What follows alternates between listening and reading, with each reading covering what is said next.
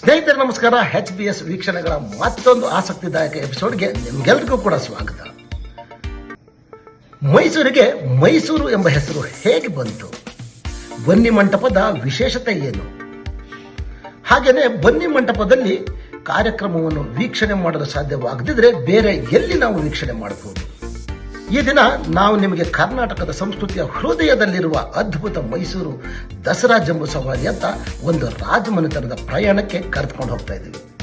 ಮೈಸೂರು ಅರಮನೆಯಿಂದ ಪವಿತ್ರ ಬನ್ನಿ ಮಂಟಪದವರೆಗೆ ಸಾಗುವಂತಹ ಈ ಭವ್ಯ ಯಾತ್ರೆಯಲ್ಲಿ ಚಿನ್ನದ ಹೌದಾದಲ್ಲಿ ಸವಾರಿಯಾದ ಚಾಮುಂಡೇಶ್ವರಿ ದೇವಿ, ಅಲಂಕೃತ ಆನೆಗಳು, ಜಾನಪದ ನೃತ್ಯಗಳು ಮತ್ತು ಉತ್ಸಾಹಭರಿತ ಸಂಗೀತಗಳೊಂದಿಗೆ ಸಂಪ್ರದಾಯದ ವೈಭವವನ್ನು ಮತ್ತೆ ಅನುಭವಿಸೋಣ.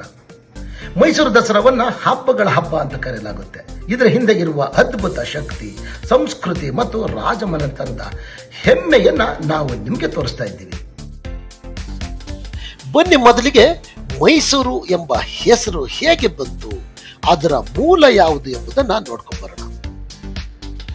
ಮೈಸೂರು ಎಂಬ ಹೆಸರಿನ ಹಿಂದೆ ಬಹಳ ಪೌರಾಣಿಕ ಹಾಗೂ ಇತಿಹಾಸದ ಕಥೆ ಇದೆ. ಈ ಹೆಸರಿನ ಮೂಲ ಮಹಿಷಾಸುರ ಎಂಬ ಅಸುರನೊಂದಿಗೆ ಸಂಬಂಧ ಹೊಂದಿದೆ ಅಂತ ಹೇಳಲಾಗುತ್ತೆ. ಪುರಾಣಗಳ ಪ್ರಕಾರ ಇಂದಿನ ಮೈಸೂರು ಪ್ರದೇಶವನ್ನ ಹಿಂದೆ ಮಹಿಷಮತಿ ಅಥವಾ ಮಹೀಸೂರ ಎಂದು ಕರೆಯಲಾಗ್ತಾ ಇತ್ತು. ಇಲ್ಲಿ ವಾಸಿಸುತ್ತಿದ್ದಂತಹ ಮಹಿಷಾಸುರ ಎಂಬ ರಾಕ್ಷಸ ಬಹಳ ಬಲಶಾಲಿಯಾಗಿದ್ದ. ಆತ ದೇವತೆಗಳನ್ನು ಮಾನವರನ್ನು ಕಾಡ್ತಾ ಇದ್ದ ಅಂತ ಹೇಳಲಾಗುತ್ತೆ. ಆಗ ದೇವತೆಗಳ ಪ್ರಾರ್ಥನೆಯ ಮೇರೆಗೆ ದುರ್ಗಾದೇವಿಯ ರೂಪವಾದ ಚಾಮುಂಡೇಶ್ವರಿ ದೇವಿ ಮಹಿಷಾಸುರನ ವಿರುದ್ಧ ಯುದ್ಧ ಮಾಡಿದ್ರು. ತೀವ್ರ ಯುದ್ಧದ ನಂತರ ಅವರು ಮಹಿಷಾಸುರನನ್ನ ಸಂಹಾರ ಮಾಡ್ತಾರೆ. ಈ ಘಟನೆ ನಡೆದ ಸ್ಥಳವೇ ಮಹಿಷಾಸುರನ ಊರು, ಅಂದ್ರೆ ಮಹೀಸೂರ ಅಂತ ಪ್ರಸಿದ್ಧಿಯಾಯಿತು ಅಂತ ಹೇಳಲಾಗುತ್ತೆ. ಕಾಲಕ್ರಮೇಣ ಮಹೀಸೂರ ಎಂಬ ಪದ ಉಚ್ಚಾರಣೆಯ ಬದಲಾವಣೆಯಿಂದಾಗಿ ಮೈಸೂರ ಆಗಿ ನಂತರ ಮೈಸೂರು ಎಂದು ಜನಪ್ರಿಯ ಹೆಸರು ಪಡೆಯಿತು ಅಂತ ಹೇಳಲಾಗುತ್ತೆ. ಇಂದಿಗೂ ಕೂಡ ಮೈಸೂರಿನ ಚಾಮುಂಡಿ ಬೆಟ್ಟದ ಮೇಲೆ ಮಹಿಷಾಸುರನ ಪ್ರತಿಮೆ ಇದೆ. ಅದು ಈ ಪೌರಾಣಿಕ ಕಥೆಯ ನೆನಪನ್ನ ಜೀವಂತವಾಗಿಡುತ್ತೆ. ಮೈಸೂರು ಹೆಸರಿನ ಹಿಂದೆ ಈ ಶಕ್ತಿ, ಧೈರ್ಯ ಮತ್ತು ದೈವ ಭಕ್ತಿಯ ಪೌರಾಣಿಕ ಕಥೆಯೇ ಅಡಗಿದೆ ಅಂತ ಹೇಳಿದ್ರೆ ತಪ್ಪಾಗಲ್ಲ. ಈಗ ನೀವು ಮೈಸೂರು ಎಂಬ ಹೆಸರು ಹೇಗೆ ಬಂತು ಅಂತ ತಿಳಿದುಕೊಂಡ್ರಲ್ಲ ಸ್ನೇಹಿತರೆ, ಬನ್ನಿ ಇವಾಗ ದಸರಾ ಸಂಭ್ರಮ ಹೇಗೆ ನಡೆಯುತ್ತೆ ಅಂತ ನೋಡ್ಕೊಂಡು ಬರೋಣ.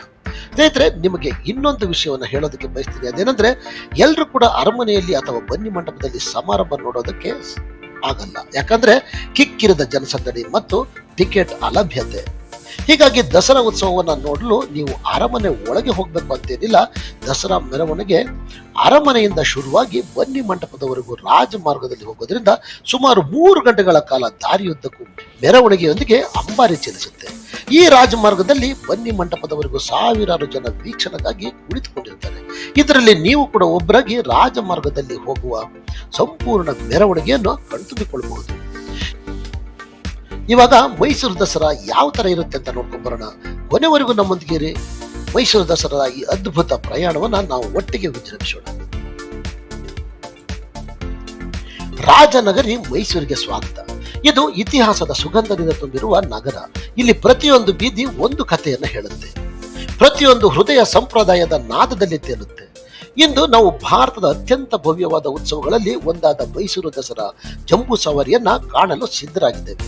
ಇದು ಬಣ್ಣ, ಭಕ್ತಿ, ಸಂಗೀತ ಮತ್ತು ರಾಜಮನೆತನದ ಹೆಮ್ಮೆಯಿಂದ ಮೈಸೂರಿನ ಬೀದಿಗಳನ್ನ ಜೀವಂತಗೊಳಿಸುವ ಅದ್ಭುತ ಮೆರವಣಿಗೆ ಅಂತ ಹೇಳಿದ್ರೆ ತಪ್ಪಾಗಲ್ಲ. ಆದ್ರಿಂದ ಬನ್ನಿ ನಾವು ಮೈಸೂರು ಅರಮನೆಯಿಂದ ಆರಂಭಿಸಿ ಈ ವೈಭವಮಯ ಮೆರವಣಿಗೆಯ ಅಂತಿಮ ತಾಣವಾದ ಬನ್ನಿ ಮಂಟಪದವರೆಗೆ ಒಂದು ರಾಜಮನೆತನದ ಪ್ರಯಾಣಕ್ಕೆ ಹೊರಟು ಹೋಗೋಣ. ಮೈಸೂರಿನ ಆತ್ಮಸ್ಫೂರ್ತಿಯನ್ನ ಅನುಭವಿಸೋಣ.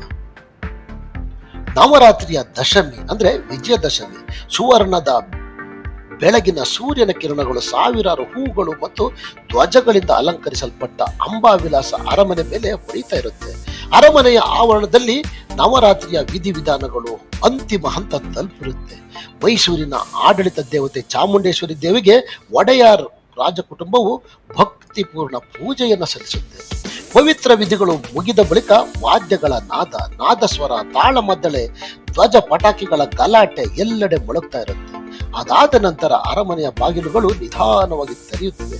ಸಾಂಪ್ರದಾಯಿಕ ವೇಷಭೂಷಣದ ರಾಜ್ಯಪಾಲಕರು ತಮ್ಮ ಸ್ಥಾನಗಳಲ್ಲಿ ನಿಂತು ಸಿದ್ಧರಾಗಿರ್ತಾರೆ. ಈ ವೇಳೆ ಭಾರತದೆಲ್ಲೆಡೆ ಮತ್ತು ವಿದೇಶಗಳಿಂದ ಬಂದ ಸಾವಿರಾರು ಜನರು ಮಾರ್ಗದ ಪಕ್ಕಗಳಲ್ಲಿ ನೆರೆದಿದ್ದು ರಾಜಮನೆತನದ ಈ ಅದ್ಭುತ ಮೆರವಣಿಗೆಯ ಒಂದು ದೃಶ್ಯವನ್ನು ಕಾಣಲು ಆತುರದಿಂದ ಕಾಯ್ತಾ ಇರ್ತಾರೆ. ಮೈಸೂರು ದಸರಾ ಮೆರವಣಿಗೆಯ ಹೃದಯ ಭಾಗದಲ್ಲಿದೆ. ಸುವರ್ಣ ಹೌದ ಅಥವಾ ಅಲಂಕರಿಸಲ್ಪಟ್ಟ ಅಂಬಾರಿಯನ್ನ ಆನೆ ಅಭಿಮನ್ಯುವಿನ ಬೆನ್ನ ಮೇಲೆ ರಾಜ ಮರ್ಯಾದೆಯಿಂದ ಇರಿಸಲಾಗುತ್ತೆ. ಅಭಿಮನ್ಯು ಈ ಅಂಬಾರಿಯಲ್ಲಿ ಮೈಸೂರಿನ ಆಡಳಿತ ದೇವತೆ ಚಾಮುಂಡೇಶ್ವರಿ ದೇವಿಯ ಮೂರ್ತಿಯನ್ನ ಹೊತ್ತು ಸಾಕ್ತಾನೆ. ಇದು ದುಷ್ಟರ ಮೇಲೆ ಸತ್ಯದ ವಿಜಯದ ಸಂಕೇತವಾಗಿದೆ ಅಂತ ಹೇಳಲಾಗುತ್ತೆ. ಅಭಿಮನ್ಯು ಅರಮನೆಯ ಬಾಗಿಲಿನಿಂದ ಹೆಜ್ಜೆ ಇಡ್ತಾ ಇದ್ದಂತೆಯೇ ಜನಸಾಗರದಿಂದ ಜೈ ಚಾಮುಂಡೇಶ್ವರಿ ದೇವಿ, ಜೈ ಮೈಸೂರು ಎಂಬ ಘೋಷಣೆಗಳು ಮೂಡುತ್ತವೆ. ಇದರಿಂದಲೇ ಪ್ರಾರಂಭವಾಗುತ್ತೆ ವಿಶ್ವ ಪ್ರಸಿದ್ಧ ಮೈಸೂರು ದಸರಾ ಜಂಬೂ ಸವಾರಿ. ಸಂಪ್ರದಾಯ, ಭಕ್ತಿ ಮತ್ತು ವೈಭವದಿಂದ ಮೆರೆಯುವ ಅದ್ಭುತ ಮೆರವಣಿಗೆ ನಿಧಾನವಾಗಿ ಆಲ್ಬರ್ಟ್ ವಿಕ್ಟರ್ ರಸ್ತೆ ಮೂಲಕ ಸಾಗ್ತಾ KR ರಸ್ತೆ ಕಡೆಗೆ ಮುಂದುವರಿಯುತ್ತೆ. ಮುಂಭಾಗದಲ್ಲಿ ಸಾಂಪ್ರದಾಯಿಕ ನಾದಸ್ವರವಾದಗಳು ಮೆರವಣಿಗೆಯ ಶೋಭೆಯನ್ನ ಹೆಚ್ಚಿಸ್ತಾರೆ. ಅವರ ಹಿಂದೆ ಬಣ್ಣ ಬಣ್ಣದ ಜನಪದ ತಂಡಗಳು, ಡೊಳ್ಳು ಕುಣಿತ, ಯಕ್ಷಗಾನ, ವೀರಗಾಸೆ ಮತ್ತು ಪೂಜಾ ಕುಣಿತ ಕರ್ನಾಟಕದ ಜೀವಂತ ಸಂಸ್ಕೃತಿಯನ್ನ ಪ್ರದರ್ಶಿಸುತ್ತಾ ಸಾಗುತ್ತವೆ. ಅವರ ನಂತರ ಬರ್ತವೆ ಕರ್ನಾಟಕದ ಎಲ್ಲಾ ಜಿಲ್ಲೆಗಳ ಅಲಂಕರಿತ ಟ್ಯಾಬ್ಲೋಗಳು, ಮೆರವಣಿಗೆಯ ರಥಗಳು. ಒಂದು ಶಿವಮೊಗ್ಗದ ಜೋಗ ಜಲಪಾತದ ವೈಭವವನ್ನು ತೋರಿಸಿದ್ರೆ ಮತ್ತೊಂದು ಹಂಪಿಯ ಐತಿಹಾಸಿಕ ವೈಭವವನ್ನ ವಿಜೃಂಭಿಸುತ್ತೆ. ಇನ್ನೊಂದು ಕೊಡಗಿನ ಕಾಫಿ ಸಂಸ್ಕೃತಿಯನ್ನ ಜೀವಂತವಾಗಿ ಚಿತ್ರಿಸುತ್ತೆ. ಈ ಸಮಯದಲ್ಲಿ ಮೈಸೂರು ನಗರದ ಬೀದಿಗಳು ನಿಜಕ್ಕೂ ಚಲಿಸುವ ಸಂಗ್ರಹಾಲಯದಂತೆ ಕಾಣ್ತಾ ಇರ್ತವೆ. ಒಂದೇ ಸ್ಥಳದಲ್ಲಿ ಕರ್ನಾಟಕದ ಸಂಪೂರ್ಣ ಸಂಸ್ಕೃತಿ, ಇತಿಹಾಸ ಮತ್ತು ಪರಂಪರೆ ನಿಮ್ಮ ಕಣ್ಣು ಮುಂದೆ ಹರಿದು ಹೋಗ್ತಾ ಇರುತ್ತೆ. ಮೈಸೂರಿನ ಅರಮನೆಯ ಹತ್ತಿರ ಮೆರವಣಿಗೆ ನಡೆಯುತ್ತಿದೆ. ಜೊತೆಯಾಗಿರುವವರು ಮೈಸೂರಿನ ಸೈನ್ಯ, ಪೊಲೀಸ್, ಕುದುರೆಗಳಲ್ಲಿ ಕುಳಿತ ಸಿಬ್ಬಂದಿ ಮತ್ತು ರಾಜಕೀಯ ಗೀತೆಗಳನ್ನು ವಾದಿಸುವ ಪೊಲೀಸ್ ಬ್ಯಾಂಡ್. ಸೂರ್ಯನ ಬೆಳಕಿನಲ್ಲಿ ಅವರ ವೇಷಧಾರಣೆ ಹೊಳೆಯುತ್ತಾ ಇರುತ್ತೆ. ಮಕ್ಕಳು ತಮ್ಮ ತಂದೆ ತಾಯಿಗಳ ಹೆಗಲ ಮೇಲೆ ಕುಳಿತು ಭಾರಿ ಆನಂದದ ಆನೆಗಳನ್ನು ನೋಡುವ ಪ್ರಯತ್ನ ಮಾಡ್ತಾರೆ. ಪ್ರವಾಸಿಗರು ತಮ್ಮ ಕ್ಯಾಮೆರಾಗಳಿಂದ ಪ್ರತಿಯೊಂದು ಕ್ಷಣಗಳನ್ನು ಸೆರೆ ಹಿಡಿತಾ ಇರ್ತಾರೆ. ಡ್ರಮ್ಗಳ ಧ್ವನಿ ಗಾಳಿಯಲ್ಲಿ ಮೂಡ್ತಾ ಇರುತ್ತೆ ಮತ್ತು ಬಾಲ್ಕೊನಿ ಹಾಗೂ ಮನೆಯ ಮೂಲೆಗಳಿಂದ ಹೂವಿನ ಪುಷ್ಪಗಳು ಮಳೆಯಂತೆ ಸುರಿತಾ ಇರ್ತವೆ. ಪ್ರತಿ ಕೆಲವು ಮೀಟರ್ಗಳಲ್ಲಿ ಹೊಸದೊಂದು ದೃಶ್ಯ ನಿಮ್ಮ ಮುಂದಿರುತ್ತೆ. ಮಹಿಷಾಸುರ ಮತ್ತು ಚಾಮುಂಡೇಶ್ವರಿ ಪಾತ್ರದಲ್ಲಿ ಸಜ್ಜಾದ ಕಲಾವಿದರು ಪೌರಾಣಿಕ ಯುದ್ಧದ ದೃಶ್ಯವನ್ನ ಪ್ರದರ್ಶಿಸ್ತಾ ಇರ್ತಾರೆ. ಹೆಣ್ಣು ಮಕ್ಕಳು ಕೋಲಾಟ ಮತ್ತು ಕಂಸಲೆ ನೃತ್ಯ ಮಾಡುತ್ತಿದ್ರೆ, ಮಕ್ಕಳು ಶಾಲೆಯ ನೃತ್ಯಗಳಲ್ಲಿ ಸಂಪೂರ್ಣ ಸಮರ್ಯಾಸದಲ್ಲಿ ಕಳೆದು ಹೋಗಿರ್ತಾರೆ. ಗಾಳಿಯಲ್ಲಿ ಮಾಲತಿ ಹೂವಿನ ಸುವಾಸನೆ, ಸುಗಂಧ ಮತ್ತು ರಸ್ತೆ ಬದಿ ಮಾರಾಟವಾಗುತ್ತಿರುವ ಎರೆ ಹಣ್ಣಿನ ರಸದ ಅರೋಮ ಹರಡ್ತಾ ಇರುತ್ತೆ. ಇದು ಕೇವಲ ಮೆರವಣಿಗೆ ಅಲ್ಲ, ಇದು ಕರ್ನಾಟಕದ ಹೃದಯದ ಸಂಭ್ರಮವಿರುವ ಚಲಿಸುವ ಹಬ್ಬವೇ ಹೌದು.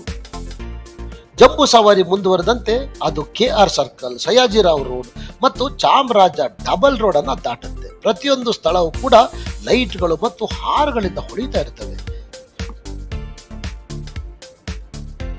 ಶಹರಿನ ಟೌನ್ ಹಾಲ್ ಅದ್ಭುತ ಅರಮನೆಯಂತೆ ಅಲಂಕರಿಸಲಾಗಿರುತ್ತೆ. ಪ್ರತಿ ಕಡೆಗಳಿಂದ ಜನರ ಕೂಗುವ ಧ್ವನಿ ಬನ್ನಿ ಮಂಟಪ ಬನ್ನಿ ಮಂಟಪ ಎಂದು ಕೇಳ್ತಾ ಇರುತ್ತೆ. ಏಕೆಂದ್ರೆ ಎಲ್ಲರೂ ತಿಳಿದುಕೊಳ್ತಾರೆ, ಈ ರಾಜಮನೆತನದ ನಾಟಕದ ಅಂತಿಮ ದೃಶ್ಯ ಬನ್ನಿ ಮಂಟಪದಲ್ಲಿ ಕಾಣಬಹುದು. 3 ಗಂಟೆಗಳಷ್ಟು ನಿಧಾನವಾಗಿ ಮತ್ತು ಭಕ್ತಿ ಭಾವದಿಂದ ಸಾಗಿದ ಜಂಬೂ ಸವಾರಿ ಕೊನೆಗೆ ಬನ್ನಿ ಮಂಟಪ ಮೈದಾನದ ಬಳಿ ಬರುತ್ತೆ. ಬನ್ನಿ ಎಂಬ ಹೆಸರಿನ ಹಿನ್ನೆಲೆ ಬನ್ನಿ ಮರದಿಂದ ಬಂದಿದೆ. ಅಂದ್ರೆ ಭಾರತೀಯ ಪೌರಾಣಿಕ ಕಥೆಗಳಲ್ಲಿ ಪವಿತ್ರ ಚಿಹ್ನೆಯಾಗಿದೆ. ಕಥೆಗಳ ಪ್ರಕಾರ ಪಾಂಡವರು ವನವಾಸ ಕಾಲದಲ್ಲಿ ತಮ್ಮ ಶಸ್ತ್ರಗಳನ್ನ ಬನ್ನಿ ಮರದ ಕೆಳಗೆ ಮರೆಮಾಚಿದ್ರು. ಮತ್ತೆ ವಿಜಯದಶಮಿಯಂದು ಅದನ್ನ ಪಡೆಯುತ್ತಾ ಜಯದ ಪ್ರಯಾಣ ಆರಂಭಿಸಿದ್ರು ಅಂತ ಹೇಳಲಾಗುತ್ತೆ. ಧೈರ್ಯ, ಜಯ ಮತ್ತು ಧರ್ಮದ ಸಂಕೇತವಾಗಿ ಮೈಸೂರಿನಲ್ಲಿ ಈ ಸಂಪ್ರದಾಯ ಈಗಲೂ ಉಳಿದಿದೆ. ಇನ್ನು ಬನ್ನಿ ಮಂಟಪದಲ್ಲಿ ಕರ್ನಾಟಕದ ಮುಖ್ಯಮಂತ್ರಿ, ಅರಮನೆ ಕುಟುಂಬದ ಸದಸ್ಯರು ಮತ್ತು ರಕ್ಷಣಾ ಅಧಿಕಾರಿಗಳು ಜಂಬೂ ಸವಾರಿಯ ಕಾರ್ಯಕ್ರಮಕ್ಕಾಗಿ ನಿರೀಕ್ಷೆಯಲ್ಲಿ ಇರುತ್ತಾರೆ. ಅಂಬಾರಿ ಹೊತ್ತಿರುವ ಅಭಿಮನ್ಯು ಮತ್ತು ಚಿನ್ನದ ಹೌದ ಮಧ್ಯಭಾಗಕ್ಕೆ ತಲುಪಿದಂತೆ ಪವಿತ್ರ ಬನ್ನಿ ಮರದ ಮುಂಭಾಗದಲ್ಲಿ ಚಾಮುಂಡೇಶ್ವರಿ ದೇವಿಯ ಪ್ರತಿಮೆ ನೆಲೆಸಲಾಗುತ್ತೆ. ಅರಮನೆಯ ಪೂಜಾರಿ ಪೂಜೆ ಆರಂಭಿಸಿ ಹೂವುಗಳು ಮತ್ತು ಚಂದನ ತೈಲವನ್ನ ಅರ್ಪಿಸ್ತಾರೆ. ಆಮೇಲೆ ಬರುತ್ತೆ ಅತ್ಯಂತ ನಿರೀಕ್ಷಿತ ಕ್ಷಣ, 21 ಶಸ್ತ್ರ ಸೂತಿಗಳ ಗುಡುಗು. ಅದೊಂದು ಶಬ್ದವಾಗಿ ಆಕಾಶದಲ್ಲಿ ನುಡಿದು 100 ವರ್ಷಗಳ ಪರಂಪರೆ ಮತ್ತು ಸತ್ಕಾರ್ಯದ ಜಯವನ್ನ ಸ್ಮರಿಸುತ್ತೆ. ಜನರು ಗಾಂಭೀರ್ಯದಿಂದ ನಮನ ಮಾಡ್ತಾರೆ. ಹಾಗೆಯೇ ಮೈಸೂರು ರಾಜ್ಯದ ರಾಷ್ಟ್ರಗೀತೆ ಪ್ರೀತಿ ತುಂಬಿದ ಧ್ವನಿಯಲ್ಲಿ ಇಡೀ ಪರಿಸರವನ್ನು ತುಂಬಿಸುತ್ತೆ. ನಂತರ ಪಂಜಿನ ಕವಾಯಿತು, ಮೋಟಾರ್ ಬೈಕ್ನ ಸಾಹಸ, ಲೇಜರ್ ಲೈಟ್ನ ರಮಣೀಯ ದೃಶ್ಯಗಳು, ಹೀಗೆ ಹಲವಾರು ಕಾರ್ಯಕ್ರಮಗಳು ಒಂದರ ಹಿಂದೆ ಒಂದರಂತೆ ನಡೆಯುತ್ತಾ ಸಾಗ್ತವೆ. ಸ್ನೇಹಿತರೆ, ಮುಂದೆ ದಸರಾ ಸಮಯದಲ್ಲಿ ಮೈಸೂರಿಗೆ ಏನಾದರೂ ಹೋದರೆ ಜಂಬೂ ಸವಾರಿಯನ್ನು ಮಾತ್ರ ನೋಡುವುದರಲ್ಲಿ ತಲ್ಲೀನರಾಗಬೇಡಿ, ಅದನ್ನು ನಿಜವಾಗಿ ಅನುಭವಿಸಿ. ಇದು ಕೇವಲ ಒಂದು ಹಬ್ಬ ಅಲ್ಲ, ಇದು ಕರ್ನಾಟಕದ ಹೃದಯದ ಜೀವಂತ ಸ್ಪಂದನೆ ಅಂತ ಹೇಳ್ತಾ ಇವತ್ತಿನ ಈ ಸಂಚಿಕೆಯನ್ನು ಇಲ್ಲಿಗೆ ಮುಗಿಸ್ತಾ ಇದ್ದೀನಿ. ಇನ್ನೊಂದು ಹೊಸ ವಿಷಯದೊಂದಿಗೆ ಮುಂದಿನ ಸಂಚಿಕೆಯಲ್ಲಿ ಭೇಟಿಯಾಗೋಣ. ಅಲ್ಲಿವರೆಗೂ ಟೇಕ್ ಕೇರ್, ಬಾಯ್. ಜೈ ಚಾಮುಂಡೇಶ್ವರಿ ದೇವಿ, ಜೈ ಮೈಸೂರು ದಸರಾ.